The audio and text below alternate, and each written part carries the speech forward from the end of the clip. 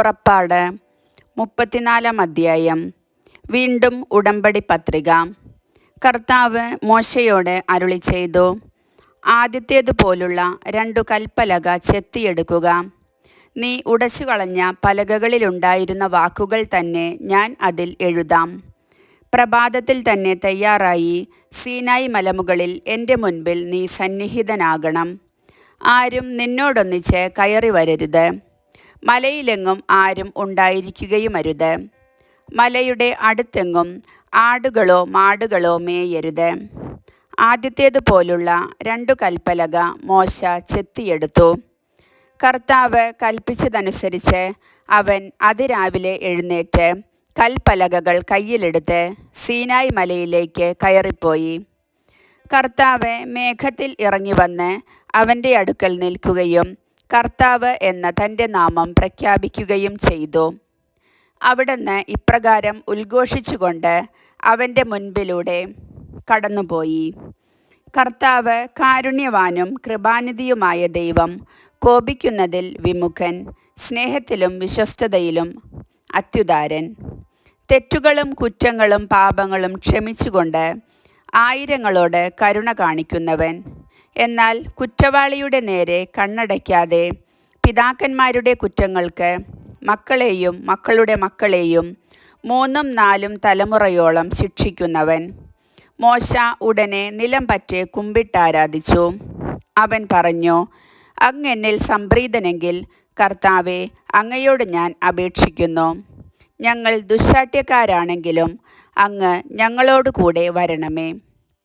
ഞങ്ങളുടെ കുറ്റങ്ങളും പാപങ്ങളും ക്ഷമിക്കുകയും ഞങ്ങളെ അങ്ങയുടെ സ്വന്തമായി സ്വീകരിക്കുകയും ചെയ്യണമേ.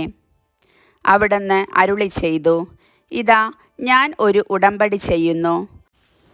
ലോകത്തിലൊരിടത്തും ഒരു ജനതയുടെ ഇടയിലും നടന്നിട്ടില്ലാത്ത തരം അത്ഭുതങ്ങൾ നിന്റെ ജനത്തിൻ്റെ മുൻപിൽ ഞാൻ പ്രവർത്തിക്കും. നിന്റെ ചുറ്റുമുള്ള ജനതകൾ കർത്താവിൻ്റെ പ്രവൃത്തി കാണും. നിനക്ക് വേണ്ടി ഞാൻ ചെയ്യാൻ പോകുന്നത് ഭയാനകമായ ഒരു കാര്യമാണ്. ഇന്നു ഞാൻ നിന്നോട് കൽപ്പിക്കുന്നത് നീ അനുസരിക്കണം. നിന്റെ മുൻപിൽ നിന്ന് അമോര്യരെയും കാനാന്യരെയും ഹിത്യരെയും പെരീസ്യരെയും ഹിവ്യരെയും ജബൂസ്യരെയും ഞാൻ ഓടിക്കും. നിങ്ങൾ പ്രവേശിക്കുന്ന ദേശത്തെ നിവാസികളുമായി ഒരു ഉടമ്പടിയിലും ഏർപ്പെടരുത്. ഏർപ്പെട്ടാൽ അത് നിങ്ങൾക്ക് ഒരു കെണിയായിത്തീരും. നിങ്ങൾ അവരുടെ ബലിപീഠങ്ങളും വിശുദ്ധ സ്തംഭങ്ങളും തകർക്കുകയും അശേരാ ദേവതയുടെ പ്രതിഷ്ഠകൾ നശിപ്പിക്കുകയും ചെയ്യണം. മറ്റൊരു ദൈവത്തെയും ആരാധിക്കരുത്. എന്തെന്നാൽ അസഹിഷ്ണു എന്നു പേരുള്ള കർത്താവ് അസഹിഷ്ണുവായ ദൈവം തന്നെ. ആ ദേശത്തെ നിവാസികളുമായി നിങ്ങൾ ഉടമ്പടി ചെയ്യരുത്. ചെയ്താൽ തങ്ങളുടെ ദേവന്മാരെ ആരാധിക്കുകയും അവർക്ക് ബലിയർപ്പിക്കുകയും ചെയ്യുമ്പോൾ അവർ നിങ്ങളെ ക്ഷണിക്കുകയും അവരുടെ ബലിവസ്തു ഭക്ഷിക്കാൻ നിങ്ങൾക്കിടവരുകയും ചെയ്തേക്കാം.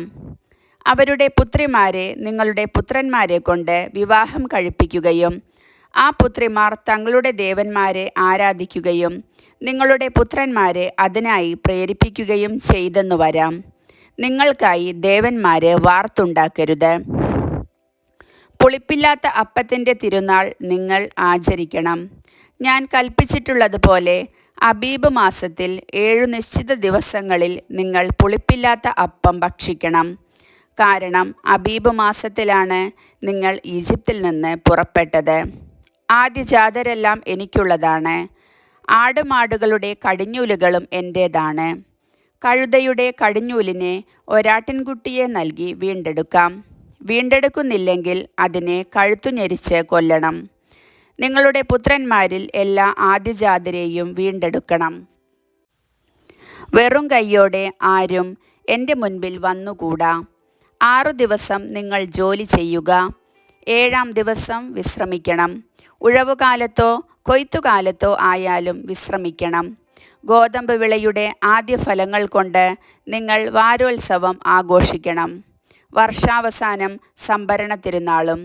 വർഷത്തിൽ 3 തവണ നിങ്ങളുടെ പുരുഷന്മാരെല്ലാവരും ഇസ്രായേലിൻ്റെ ദൈവമായ കർത്താവിൻ്റെ മുൻപിൽ ഹാജരാകണം. ഞാൻ നിങ്ങളുടെ മുൻപിൽ നിന്ന് ജനതകളെ നിഷ്കാസനം ചെയ്യും. നിങ്ങളുടെ അതിർത്തികൾ ഞാൻ വിപുലമാക്കും.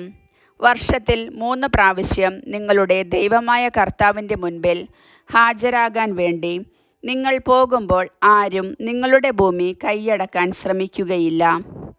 പുളിപ്പുള്ള അപ്പത്തോടൊപ്പം എനിക്ക് രക്തബലി അർപ്പിക്കരുത്. പെസഹ തിരുനാളിലെ ബലിവസ്തു പ്രഭാതം വരെ അവശേഷിക്കുകയുമരുത്. ഭൂമിയുടെ ആദ്യ ഫലങ്ങളിൽ ഏറ്റവും മികച്ചത് നിങ്ങളുടെ ദൈവമായ കർത്താവിൻ്റെ ആലയത്തിൽ കൊണ്ടുവരണം. ആട്ടിൻകുട്ടിയെ അതിൻ്റെ തള്ളയുടെ പാലിൽ വേവിക്കരുത്. കർത്താവ് മോശയോട് അരുളി ചെയ്തു, ഈ വചനങ്ങൾ രേഖപ്പെടുത്തുക. നിന്നോടും ഇസ്രായേൽ ജനത്തോടും ഞാൻ ചെയ്ത ഉടമ്പടിയുടെ വ്യവസ്ഥകളാണിവ.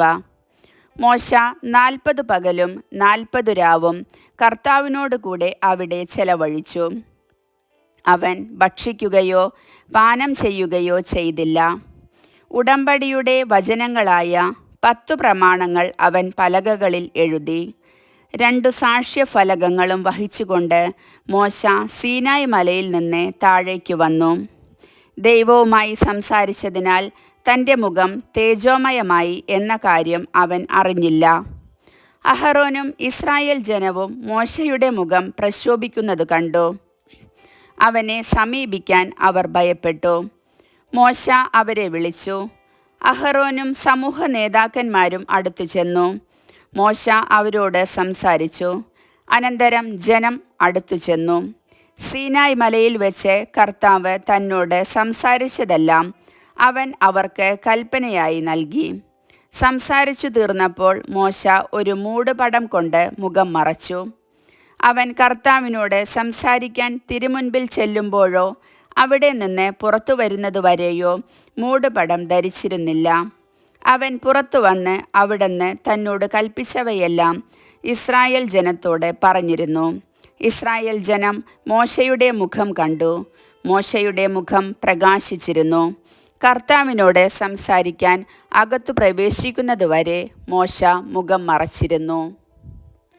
കർത്താവിൻ്റെ വചനം.